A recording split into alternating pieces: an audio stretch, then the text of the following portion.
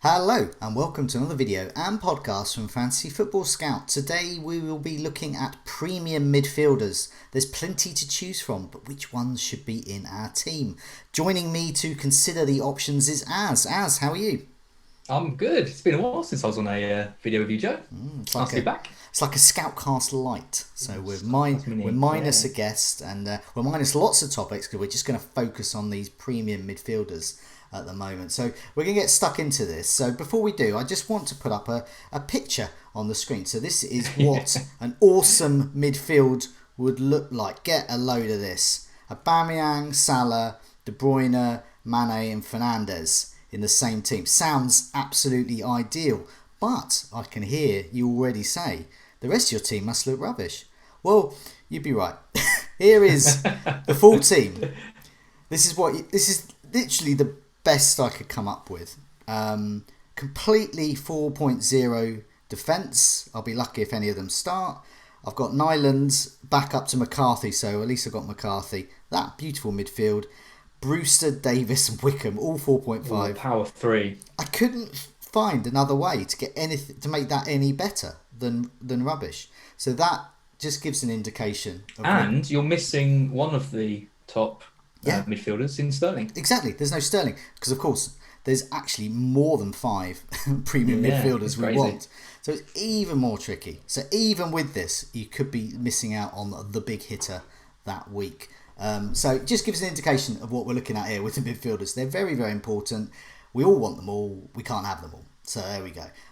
So first of all, I just wanted to find out from you what sort of how many are you looking to get in realistically? Two, three, one, and also if you have a particular strategy around the midfielders you're getting in, given that City and United miss game week 1. So yeah, what's your sort of what midfielders? How many are you looking at? I mean, it's amazing when you think of this season compared to last season, where we barely had any to really consider. The premium options were so light on the ground, whereas now we've got so many. I'm looking at two. I think most drafts I'm seeing have got two, and I think most drafts I'm seeing have got the same two. We're helped a little bit by the fact that United and City both don't have a game in the first week. So unless you're benching, someone like De Bruyne or Fernandez, which is a lot of money to bench for especially in the first week, you're going to be looking at Liverpool and Arsenal. Yeah, So I'd love to say that I'm being really maverick and really exciting, but I think Salah and Aubameyang is the most sensible play. yeah. They've both got really good games. Salah's got Leeds at home, which just looks ideal, and then Aubameyang's got Fulham away. Like it couldn't really fall much better than it does for those two. What's interesting then is that City come in with a bit of a rough run of games. So the temptation, I think, for loads of people is going to be to do an early swap of Aubameyang to De Bruyne or Sterling because you've got the money to do it. But with City's games, I'm not sure it's going to be that easy. I mean, Arsenal have got that Liverpool game, which doesn't look great, but he's a mid now, and part of me thinks you get him and you just keep him. So I don't really know what I'm going to do. Okay. How helpful is that? Well, I have a vague plan. It's similar to what you were saying. Yes, looking at the way the fixtures are in game week 1, the fact City and United aren't playing, Aubameyang and Salah are both playing promoted teams. They look absolute locks to get in. I will also say if you're not going for Salah, go for Mane. So Aubameyang, Salah, stroke Mane. That looks the best play. Game week 2, Manchester United come back at the start of an enormously brilliant run, which starts Yeah, at Palace. the best. I think they're one of the best I fixtures you want can me have, I really. want me some of that. And Yeah. so overall, I think the Fernandes is better than Salah over that run. And so I'll be Oh, you'll be thinking of doing salad to I'm going to do Fernandez. Salah to Fernandes, possibly Ooh. captain Fernandes, because I won't be captaining Salah the next game week. And I think that would be the move. Aubameyang, keep him for game week 2. Great game week 2 fixture against West Ham. Game week 3, he can then be moved on to either KDB or Sterling. That is the plan. That's the plan I have. But I like flexibility. If I don't do that, if I don't stick with that plan and I have to slum it with Aubameyang, multiple golden boot winner, and Salah, well, he's got a fair share of golden boots in his time. So there we go. I'm quite happy to keep them. So happy to keep, happy to sell. That's my attitude with them. Yeah, United really throw a spanner in the work, because I think it's going to allow people to, if people have planned for it, and if people do have plans like you to bring in Fernandes or bring in even Rashford. I mean, he might not quite make the cut as a premium price mid, but 9.5, he's nearly there. Say Sancho signs as well, and then you've got another potentially 10.5 million. You've then got sort of some really good premium options from United.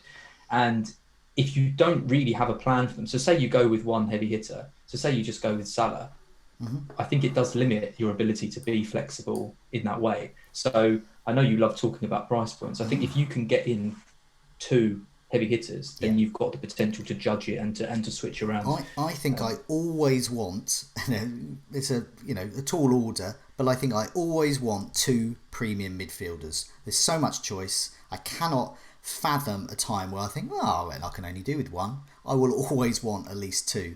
I'll probably want 3, but I've tried formations with that, and it does cost the rest of your team. But 2, definite. One thing really is, who do you captain? The first one, Aubameyang and Salah. Now I put up a tweet about that a bit earlier before we came to record this, and it's on about 50 comments so far. And you could see the divide. Salah, easily Salah. Everyone says Salah. FPL Wilson, Salah. Harry Duke, Salah all day. And then you get another complete split. Vikram, Aubameyang, because I'm scared of Leeds, he says. And then Sam points out, didn't Aubameyang crush Fulham last time? Indeed. So you can see the mixture. It's a real tough call, and I think I'm going to have both. And I really don't know which one I will captain, but I think at the moment it's going to be Aubameyang. But did you have an overall choice? Yeah, I mean, it is really tough, because there's kind of pros and cons to both. I mean, Liverpool have got the home game against Leeds, so automatic advantage there. But Leeds are you would think, are going to be a better team, with a manager who, if there are holes in Liverpool, then he's going to spot them, and he's going to try and give them a good game. It's going to be interesting to see with Leeds, because I think their fans and a lot of people are expecting them to be ready for the Premier League. And it couldn't be. I mean, it is literally the toughest game they could start with. If they get an absolute mauling in that game, then it's going to kind of put them on the back foot right from the start. Arguably, their best player, well, we would say that as Brighton fans, was Ben White last year. Yeah, he's not there anymore. So I don't know what the defence is going to be like. I can only assume it's going to be worse if their best defender's out. Playing for us at Brighton. Yeah, absolutely. And I think, if I'm thinking about point scorers, I mean, it seems crazy to think outside of City and Liverpool, but I do think Aubameyang, reclassified as a midfielder, is going to be the highest point scoring player in the game this year. I've done a little exercise in terms of like who I want to captain. I think I would prefer, I don't rule out captaining some forwards, and we'll come to them in another video and podcast, but in terms of midfielders, obviously they get more points for scoring, they get potential clean sheet points as well. All adds up if you captain them. So I've had a look at the first few fixtures, first 5 fixtures. Aubameyang against Fulham or Salah against Leeds. Either of them would be happy with. Aubameyang against West Ham, Fernandes against Palace. They're my top choices there. Next, KDB against Leicester, I think is a good option. But I think I prefer Fernandes against Brighton. I think they're good options there. And then KDB against Leeds. Mane against Villa, possibly, or Salah. So I could make a return to Liverpool because they're playing Villa. But I believe that's away that game. Is that right in saying? Just looking through the list. Yeah, that's away. I don't really feel that comfortable with Salah away. Yes, he can get a good haul against a good side, but I think I sort of prefer Mane for that. And then I'm on to Fernandes against Newcastle. So you can see the theme there. KDB and Fernandes will probably be my mainstays in those positions for the time being, because I'm happy to captain them for this early period of the season. So You would think that something like this suits someone like Late Riser's strategy yes, of being chopping and changing mm, between these heavy hitting midfielders. And I think that is going to be a theme of this season. I think the potential for points and not just sticking with you know the players who you think are going to score the most points over the season and being flexible and changing the round yeah, might actually have the biggest picture. Because I can't ever remember a season when we've had this many players, price. And there's another video coming on forwards, and even more there's choice. even Yeah, yeah. And I mean, building a team is really tough because you can't have them all, no, and it makes it when you have got to make decisions like this, it does make it a more exciting game, but it also makes it for a more stressful game, I think. there's two school of thoughts I've been picking up on social media and Fantasy Football Scout on the forum. There is that either you settle with a couple of premium mids that you really like for long haul, and then you use your transfers to chop and change the mid price and the cheaper assets around it, or you stick with whatever cheap ones you get in, hope for the best, and then you use those transfers to do exactly what you're just describing, chop and change those key premium captain choices around the fixtures. While we've been talking, I put up some stats on the screen, looking at the stats of those players that we've been mentioning: Sterling, Salah, Rashford as well in the mix, 9.5, Mane, Aubameyang, Son as well. We haven't mentioned, we can go down to 9 million for him. I would consider that premium price, lower end of it. Fernandes 10.5 and De Bruyne 11.5 there.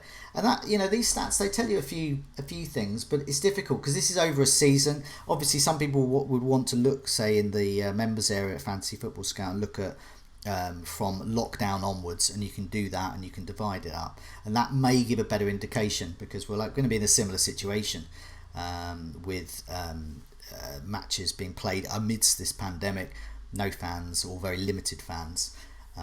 But from this, you can see the big chances total. Sterling is the best, so it could be overlooked. Everyone going for KDB. KDB with 20 assists, so you know what you're getting there, and he's got a shot in him. But Raheem Sterling with those 33 big chances in total and 20 goals as well. So he could be overlooked. I overlooked him in my little 5 midfield there, and could be costly. I think that you've got decisions to make in who you go for these premium midfielders, but I think you do have to make a decision who you pick out of De Bruyne and Sterling. Yeah, because you've got so many other options. I think you go with one. I think getting 2 City midfielders is a bit much. As stupid as that. I think sometimes there's De Bruyne games, sometimes there's Sterling games. And those opening fixtures look like De Bruyne games. They're not. It's, as you said, it's not a really easy run. So I'm looking for the guy who can get goals, who can get assists, who can get the bonus as well there. And if I'm looking for a captain, it's De Bruyne at the moment, I think. But yeah, I mean, my kind of potentially awful strategy for anyone that wants to know it is I really like the look of Aubameyang and Salah in general. If I'm talking about kind of a prolonged period, I don't think you can go wrong with those two. I think what City and United have got is potentially 2 mid-priced good options in Foden and Greenwood. Yeah. So I know we talk about coverage and it's a kind of a taboo word and we don't like it, but they both have the potential to far exceed their price tag. So if I'm looking at a midfield of Salah, Aubameyang, Greenwood and Foden, I do feel like I've got quite a lot of the bases covered going forward for a prolonged period. That doesn't mean that I'm ignoring the option of getting in KDB alongside or Fernandes or anything like that. But if you're looking at price points and who we think are going to be good value picks, if you look at those kind of separately, I think they are strong options. So they shouldn't just be discounted because there's other premium picks. So we've covered Salah, Mane, we've covered Aubameyang, Fernandes and Rashford really, De Bruyne, Sterling. What about Messi? I was going to say, we're going to talk about Messi. Oh my god. Okay, Messi plays for Barcelona, but rumoured to be wanting to move. Who's going to afford him? Where would he go? It could be City. Pure speculation. Say Messi comes in at 13, 14 million. You want him in, the best player in the world. It's like getting, do you want Pele or something? Do you want Eusebio? Yeah, I wouldn't mind. So I'm willing to pay whatever it takes. You would get him in, but that would be at a cost. Would you go for one premium midfielder, or would you try and like borrow a bit more and go really cheap on your mid-priced assets elsewhere? I think you'd probably wait until game week 4 with you. You've got Leeds at home and quite typical games Yeah, before he's that. got some I mean, tricky games, hasn't he, Messi? I know it's ridiculous. Well, I mean, at least the blank is a tricky game. You're definitely not going to score any points in that No, if he signs. if Messi is playing game week 2, I want him in my side. I don't Yeah, care no, about that. I've got a feeling he's fixture proof. I just this feeling. you're a good pundit, Joe. Wow. It's quite good, isn't Yeah, it? no, I know. I mean, he needs to be. I mean, someone posted something which was his La Liga stats in FPL equivalent. I think he was something like 350 points or something from last season if he got the same returns that he got. Yeah. And I was reading an interesting article about I think it was on BBC Sport about people think that the Spanish league is a particularly sort of rubbish league and it's farmers and all that kind of stuff. When actually it's a very competitive Yeah. league and there's less hat-trick score, there's less goals scored, and all this kind of stuff. And there's no. You look at the state of the English Premier League at the moment, and like last year, I mean, some of the teams, Villa and West Brom, Fulham, Crystal Palace. Like, there's so many teams where the competition, even teams like Tottenham and Everton and Leicester, these are the teams that you think could be challenging for top 4. I can't see them really getting anywhere near, to be honest, this season. So I think the competition in the Premier League at the moment is low. Yeah. And it's a very long-winded way of saying I agree with of course he's just going to batter everyone. Yeah. He needs to be in the team. I don't think it matters. I don't think it matters. You could take out Salah for Messi. You could take out Aubameyang for Messi. You could take out anyone for Messi. Messi's just there, and then you have another one alongside it. I mean, it sounds a bit weird, a bit speculation, but this could happen, and we have to be prepared for that. When people are watching this video, who knows? The deal may have already gone through, and we would look like silly billies if we didn't even mention him. So we just mentioned that. I'll keep saying in a lot of these videos, keep an eye on the news, keep an eye on these transfer rumours because it pays to be prepared. I think we mentioned pretty much all of them. I haven't really talked about Son though. I get the feeling with Son, it's Harry Kane or bust really with Spurs at the moment under Mourinho because Son did pretty well in a recent friendly, but that was because Harry Kane's under quarantine, so he wasn't playing. And Son took that role. So whoever's up front and playing as the main striker for Spurs, yeah. But 9 million for a potential winger, and in a team where they go 1-0 up and then just sit back, I'm not compared to the others. 10.5 for a defensive midfielder. Yeah, well, could be, but that's in forwards. We're just talking about midfield. So that's my get out anyway. I'm not totally sold that it's Kane or no one. I think Son is. I mean, Son is obviously a credible option. He's delivered points. He's always capable. I mean, the issue is, like you say, when I owned him towards the end of last season, you watch his average position, and sometimes he plays and Kane's there, and Kane drops back, and Son sort of charges past him. And you think, actually, Son's the striker of this team, and Kane's the number 10, which he is anyway. But it did seem that Son was sort of hugging the touchline a bit too much, not getting into the same central attacking positions and things like that. But he did finish the season quite strongly. When I sold him, in fact, as soon as I sold him, he got back-to-back braces or something like that. So he's still capable of scoring. They've got a really nice run. I'm not. I think 9. I mean, he's actually gone. I think it was 9.5 last season, and he's 9 this season. I think so. He had an all right season last year. He's still got money price. It's fine. Yeah. It's just compared to all of these others, and now we've got more choice in midfield with these premium slots. Yeah. And when it comes to say Aubameyang against 2, minnows or Son, who's possibly going to be shackled to the wing, it's an easy choice to make, and I'm quite happy to pay more for that. I think Son sits quite nicely because you can make a decent team with 2 of the premiums that you've mentioned and Son alongside, and not have to have a load of 4.0 fodder. He's not. If he was 10 million, it would be hard to make a case for him. But the fact he's 9 means and you've got places to go. You've got Ziyech, like Paul Merson. You've got Ziyech there. You've got a little bit more, and you can go up to Rashford. You've got Bruno Fernandes, not a million miles away. You can go down to Greenwood, down to Foden. You've got lots of flexibility with someone like Son as well. So I wouldn't rule him out. No, and I think I would. He's a good holding player. I think if you've got some money in the bank, you can move up to say a Rashford. You can also move down to a Ziyech or whoever else may emerge who's a bit cheaper as well. So yeah, good options. Before we go, just a reminder about the Fantasy Football Scout members area.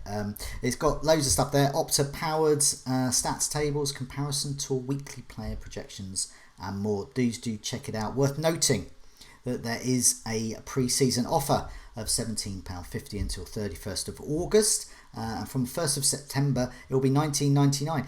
A bit more, but still a bargain. So if you've enjoyed this episode as well, please press like and do subscribe so you can keep updated with all the news of our latest videos and podcasts.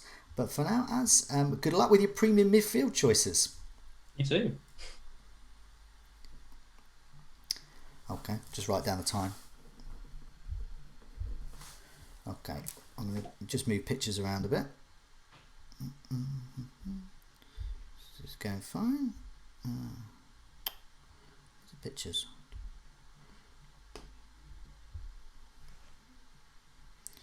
Here we go. Okay, right, so we're going to start again, essentially. Ready? That was good. Hello and welcome to another video and podcast from Fantasy Football Scout. Today we will be looking at premium forwards. Lots of options up front this season, lots of potential value as well, but not everyone may agree. Joining me to consider the premium forward candidates is Az. Az, how are you? I'm good. How are you? Yeah, good. Good. It's exciting that the season's about to start, but it feels like it's only just finished. But yeah, we'll get stuck in, and we'll get stuck into some premium forward options and those top strikers to help. Now, I have put a handy table if I can find it. Here we go. This is some stats for some of these premium forward options, and it just shows the amount of choice that we've got. You've got Jesus, you've got Aguero, Firmino, I'm going to say, is, there, Vardy, Martial, Harry Kane, and then we could also say for 8.5 you can get the likes of Ings or Jimenez. I think both of them are quite well priced. Jimenez in particular is very well priced. Lots of choice as well. Meanwhile, in midfield, we've got to get the likes of Salah, Aubameyang, those types of players in. Plus, if you look at defence, we probably want a bit of Trent Alexander-Arnold in as well. So we haven't got a huge amount to spend, but there's a lot of people to spend on. And there's another player we haven't mentioned there is Werner for Chelsea. I haven't got those stats there because obviously he's come straight into the Premier League. But his stats are really good. So I was just looking at 28 goals and 8 assists in 34 matches for Red Bull Leipzig last season. Just 4 yellow cards, no reds. That's my kind of striker. He's looking good. Yeah, I like his stats across lots of seasons for the young man, and I'm quite excited about him. So yeah, what do you reckon? Premium forwards. Do you have? How many are you going for, and who currently who are you thinking of getting? Yeah, so there's 3 players who haven't left my team since my kind of first draft. One of them is Trent, obviously. One of them is Aubameyang because I just thought reclassified. Why would I get rid of him? And the other one is Werner. And it's always tricky with a kind of a new player to the league, how they're going to get on. I mean, you had someone like Soldado who signed for Spurs a few years ago. I think he started off okay, got a couple of penalties or something, and then just completely tailed off. But then you've got someone like Aguero who came on for about 20 minutes and scored 2 goals and got an assist, I think. So obviously you're hoping that Werner hits the ground running like he did. I just think with the fact that Chelsea were such an attacking team last year, and the fact that their defence is still pretty rubbish and they haven't really strengthened that at all, and all they've done is basically strengthen their attack even more, you've got to think they're going to score kind of a bucket load of goals. And Ziyech is there, loads of creativity. You've got Werner, who's probably going to be the main striker, likely to take penalties, I think. Depending on what happens with Jorginho, who looks like he could be off, but there's uncertainties around there. But the focal point, you want the focal point of that Chelsea team, which is going to be Werner, which sucks for Abraham. Yeah. And Giroud, but that's what you get when you get someone who scored 28 goals and got 8 assists in the Bundesliga last year. It's an amazing record. It's a fantastic signing for Chelsea, which is only going to be boosted more by if they get this Yeah. Havertz guy in too. So I think he's a lock in for me. Nice game against us in the first game, which I'm dreading. But yeah, that's really nice. I mean, it's interesting because there's a good balance of the premium picks. There's players who you'd probably be considering anyway. So you've got like Martial, Vardy, Golden Boot winner, that kind of thing. But then you've got other premium players who have got decent fixtures as well. So someone like Ings, you might be thinking, well, 8.5, that's too much for Ings. He's not going to get as many goals as he got last year. Well, he's got Palace in the first game, then he's got Spurs, and then he's got a decent run coming off the back of that. You've got Jimenez as well. Price moves up to 8.5. But after game week 2, they've got an amazing run of games, and everyone knows how kind of consistent he is. So there's plenty of options, and it's interesting because I'm seeing a kind of a template forming. I think most teams are going with something like they're going 5 in midfield, and then they've got Werner and Mitrovic up front. Yeah. Which, I mean, I'm guilty. I've got that at the moment currently too. But if you looked at people with players like Kane, Martial coming in game week 2, even Vardy with West Brom away. There's loads of ways you can differentiate your team and be a bit different. Yeah. It's really. We talked about it, on the midfielder video. There's so many options this year. It's great. I mean, I echo your thoughts about Werner. He's a player I want to get in. He's a great price as well, 9.5. He could potentially be 11. Could perform like an 11 million. 10.5 striker. If he's a bit of a flop, easy to move down. You've got 2 great choices within a couple of games. You've got Jimenez, Wolves, really great run. They get City out of the way. They've got a great run coming up. Southampton have great early fixtures anyway. Easy peasy. Move down to one of those 2 if you want. Or if you haven't got Martial, you can move to him as well really easily as well. These are downward moves as well. It doesn't matter about price rises. And you can also, you're only $1 million away from Aguero. You're only $1 million away from Kane. It's a great point to have. I've seen a few teams, people have shown me on social media, what do you think of this? And it's got like Mitrovic, maybe Ings, and then maybe a 4.5 or maybe a Che Adams or something like that. And I just go, think about who you might want to get. And if at some point you might want Aguero, you might want Werner. It plays to have that price to be quite near them. So I like the price points there. So and I think there's a really good point there because when you in the past I've gone against the old because when we 10 years ago we've been playing for 10 years, however long it is. It was 3-4-3. There was anyone that wasn't 3-4-3 was an idiot. Yeah. They were casual, they were rubbish. But now you see more and more people going 5 in midfield, 4 at the back, this kind of thing.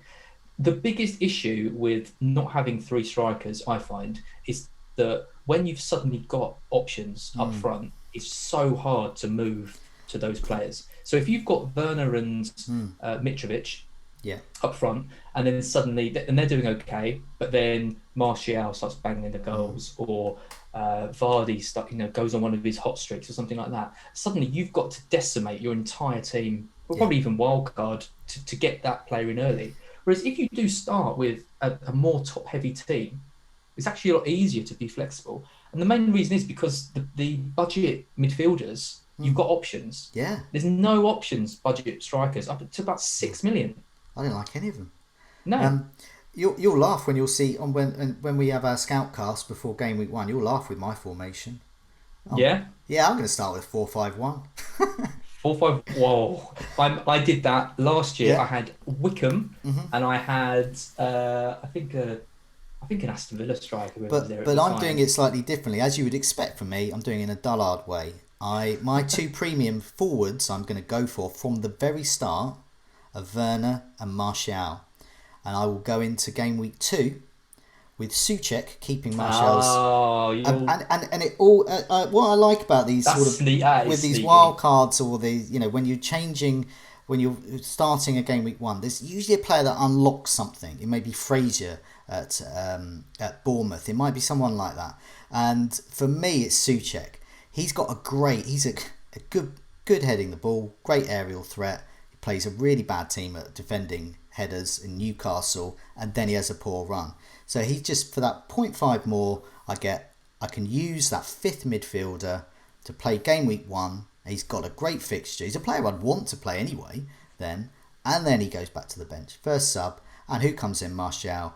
And then overall, I'll be looking at 4-4-2, 3-5-2, looking at that. Yeah. And that's my plan, which I haven't seen too many people do, but I'm sure there are people who are doing that. Because I want Manchester United. Their fixtures are great. We've seen what happens to them post-lockdown when their fixtures are great. They've got great players in Martial, Fernandes, Rashford and Greenwood, possibly with Sancho coming in. So I know that I want them. I hope they'll have the form to follow those fixtures. They are mega popular globally. I cannot emphasise how popular Manchester United are globally. Whether some people like them or not in this country, globally they are absolutely mega huge. Yeah. As soon as one of their players starts scoring well, their ownership will rocket. You saw what happened with Fernandes. I got him in with a differential game week whenever it was. Suddenly, everyone owned him. And that's because they're so popular. So I want to go in with the chance of having at least two Manchester United attackers. Martial ready to come in, Fernandes in, and I'll probably captain one of them, to be honest. I mean, Fernandes is 27% owned, Martial's 20%, and they haven't even got a game in the first week. I think, yeah. I mean, I really like Martial, and in fact, if you're asking me, I know the question isn't which Manchester United player to get, but if you're asking me which player to get, because you want to, I'd pick Martial. I think nine's a good price for him. I know the reclassification is going to eat into his points a little bit, but he's the focal point of the team, and he's the main striker. And my biggest concern with him last year was that he just didn't have that consistency. So I'd watch him one week and he'd look like he was just electric and tearing everyone apart. And I'd watch him the next week and he'd be dropping too deep and he'd be stuck out on the wing and not running back. As soon as they signed Fernandes, completely different. Like it's like he knows that he's just got this quality player who can just pick out this pass anytime. When you've got Andreas Pereira there, I can see why you might think to yourself, I probably won't make that run. It's probably not going to pick me up. When you've got Fernandes threading those balls, and you just go for it. And he is, and it's paying, and it's reaping returns. I did toy with that sort of coverage pick with Greenwood, but then there's talk of obviously Sancho coming in for which would put his place at risk, or rather more likely rotation there. And I just think, who is the main man up top? It's Martial, who is in form, who has been in form during lockdown, and I like the fixture. Yeah. What I'm actually looking at doing is having Ings up front for that first game against Palace, because they've got no players basically, let alone the contract situation, which means they're going to have even less players at the end of the season, and leaving 0.5 in the bank. Because then that's, Southampton have the Spurs game at home, which I don't think is a particularly bad game for Southampton. I think they could score in that, but I'd be moving Ings with a game against Tottenham to Martial with a home game against Palace. Now that's quite like that. For my way of playing, I like to leave my transfers late, and as soon as Martial goes up 0.1, that deal's off, and so I guess you sort of. You're happy? Are you at ease with making that transfer early before price rise? Well, you have to be. I mean, I do quite like I haven't done it before in any season, but I do quite like the idea of having 0.5 in the bank anyway, just for that reason, is that you're not subjected as you would normally be to the price rise. If a player goes up 0.1 and then the same price, you physically can't get them. Whereas if you've got a bit of cash in the bank, then you can. I guess if I wanted to make that move, I'd need to make it earlier. Yeah. Because you would think that people are going to be making that move as well. So it's just part and parcel of the game, isn't it? It's one of the trade-offs. It is definitely. For me, I'm a dullard conservative manager there with a small c, so I like to. Well, one thing I'm doing is I'm going to make sure I have at least two bench players that are playing. So if I do make that move and I do have an injury or something like that, then at least I've got someone that can come in. Yeah, so I mean, just looking through that list of forwards again, we can see Jesus there is the best for minutes per goal attempt in the box, closely followed by Aguero. They're in a league of their own, really. So when Man City's fixtures improve, if they haven't bought Messi, I'm going to be wanting one of Jesus and Aguero. Which one's going to start though? So we might get some hints. If Aguero is 10.5 Aguero. if he's fit and ready, raring to go, he's going to be my preference. I'm just going to run the gauntlet of Pep rotation. But if one of them is injured, I'm going to get them in because they are in a league of their own when it comes to peppering shots in the box quickly. Looking at Kane and Vardy, Kane minutes per goal attempts to the box, one every 50 minutes. Vardy much better, one every 37 minutes or so. But at the moment I'm not interested, but I'm not going to rule them out. It's not one of those things in, hey Joe, you said you'd never get Vardy or Kane in. Of course I might. If they're going to do really well, I'm going to get them in. If they're going to bang in hat-tricks every week, I'm not going to turn my nose up at that. But that's where Werner would have to become one of them. Werner we've already mentioned. Firmino, not interested. It's Salah, Mane, Trent, Alexander-Arnold. That's it. That's who I'm interested in for Liverpool. And then Martial, I've talked to death really. He's the one I definitely want. He's the one I would want for game week 2. So I might as well just move early for that. And if Souček is injured pre-season, I may have to revisit that strategy because it all hinges on a really big bloke from the Czech Republic at the moment. Wow. So I'm not sure about that.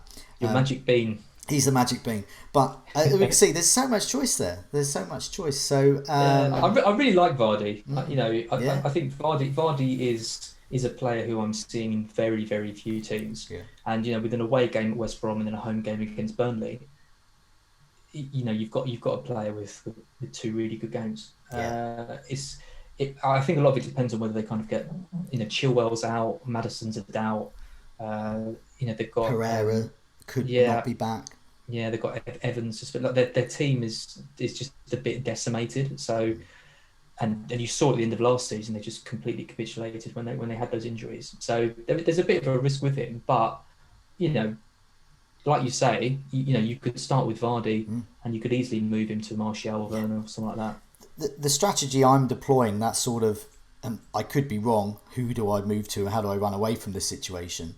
That applies for anyone starting with Kane or Vardy. My hat's off to you because the world is your oyster then. Because then you can move to all sorts of forward options and you can do a massive downgrade and you can upgrade elsewhere. It's a really, really good thing to do. So ultimately, I wish I had an extra million, don't we all? I probably would start with someone like Kane or Vardy because the flexibility of moving them on, or if they do well, just keeping them is great. Just before we go, just want to give a reminder about the Fantasy Football Scout members area. So there's Opta powered stats tables, there's comparison tool, weekly player projections and more. Please do check it out. Worth noting there's a pre-season offer of £17.50 until the 31st of August, but from the 1st of September, so if you're watching this after the 1st of September, please note that it will be $19.99, still a bargain. If you've enjoyed this episode, please press like and do subscribe so you can keep updated with news of all the latest videos and podcasts that we put out, Fantasy Football Scout. But for now, goodbye and good luck with picking those forwards for the new season, Az. Every time I think I've got a team, I change it the next day. So everyone else, I reckon. Well, we'll see you again for the Scoutcast. Yes. So do tune in for that. Plenty more videos to come as well. Goodbye. So yeah.